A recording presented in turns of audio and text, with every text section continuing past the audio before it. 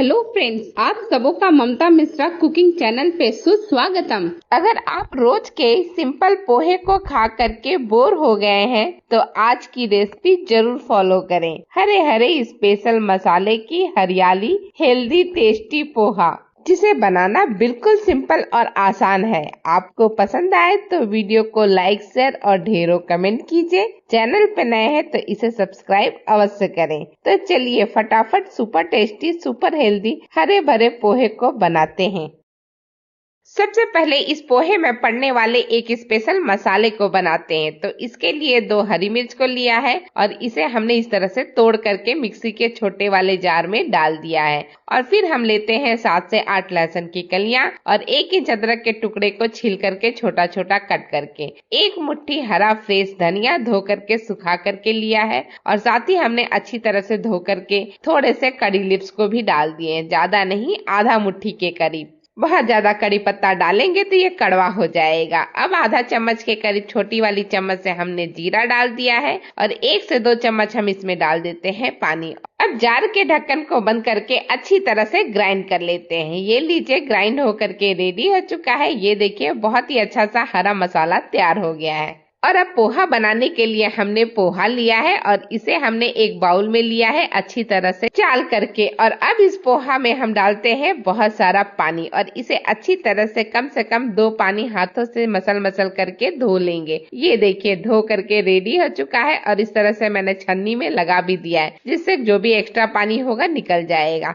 अब इसे इसी तरह से साइड में हम रख देते हैं और अब चलते हैं पोहा बनाने के लिए कढ़ाई ले लेते हैं और उसमें डालते हैं 2 चम्मच कोई सा भी कुकिंग ऑयल और इसके बाद इसमें 4 हम ले लेते हैं काजू और इसे हम थोड़ी देर में तल लेंगे, ज्यादा नहीं, 15 से 20 सेकंड के अंदर अच्छा गुलाबी कलर आने लगेगा काजू के ऊपर। फ्लेम को मीडियम ही रखिएगा। और ये काजू तल करके रेडी हो चुका है। ठीक इसी तरह से अब हम इसमें डालने वाले हैं मूंगफली। तो मैंने 2 चम्मच के करीब मूंगफली लिया है और इसे भी उसी तेल में फटाफट भून लेंगे, ज्यादा नहीं, इसे भी तलने में 1 मिनट का टाइम लगेगा। जब इस तरह से चटकने की आवाज आ जाए यानी मूंगफली तल करके रेडी हो चुका है।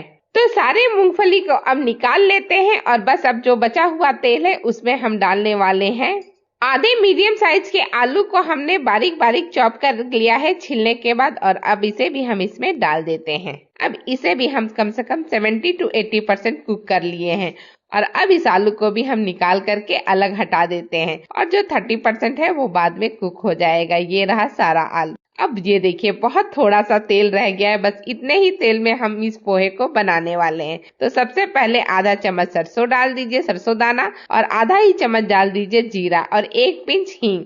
अब इन तीनों चीजों को हम चलाते हुए कम से कम 10 से 15 सेकेंड भून लेंगे और जब इस तरह से चटक जाए तब हम इसमें 1 हरी मिर्च को बारीक चॉप करके डाल देंगे और इसे भी थोड़ा सा हम भून लेंगे। फिर हम डालेंगे हरा वाला जो मसाला हमने बना करके रेडी किया है ना, वो। तो सारा मसाला डालने के बाद इसे भी अच्छी तरह से कम 2 से 3 मिनट तक लगातार चलाते हुए मीडियम फ्लेम पे भून लेंगे। अब ये काफी भून चुका है। तो अब हम इसमें डाल देते हैं आलू जो तल करके हमने रखा था वो, और बॉइल किया हुआ 2 स्पून मटर डाल देते हैं, हरा फ्रेश मटर, और इसे हमने पहले से ही पानी में बॉईल कर लिया था।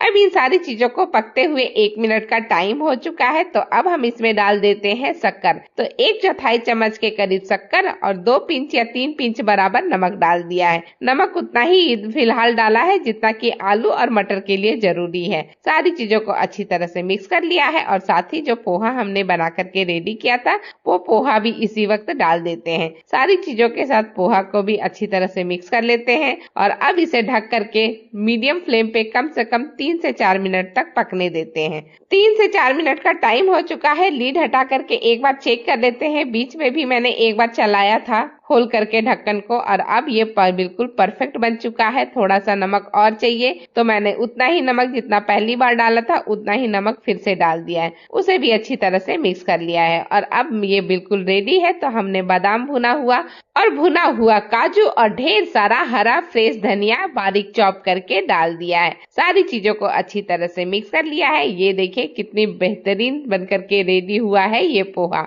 तो चलिए इसे सर्व करते हैं। अगर आप पोहे में नींबू का रस डालना पसंद करते हैं तो इसी वक्त डाल दीजिए, बहुत ही बढ़िया लगता है। मेरे घर पे किसी को पसंद नहीं तो मैं नहीं डालती। सर्विंग प्लेट में गर्मा गर्म बहुत ही लाजवाब हरियाली हरा भरा पोहा सर्व किया है। इसका लुक और टेक्सचर देखिए, बहुत ही कमाल का है और बहुत सुंदर भी लग रहा है। खाने में भी सुपर टेस्टी होता है, तो आप एक बार मेरे कहने से ट्राई जरूर कीजिएगा। इसकी मैं गारंटी लेती हूँ कि आप निराश नहीं होंगे, बार बार इस रेसिपी को बनाएंगे और सबको खिलाएंगे। और इसे बनाने में नॉर्मल पोहे से भी कम टाइम लगता है, फटाफट बन जाता है। इसी के साथ ये वीडियो यहीं समाप्त करती हूँ। वीडियो देखने के लिए आप सबों का धन्यवाद। Thank you.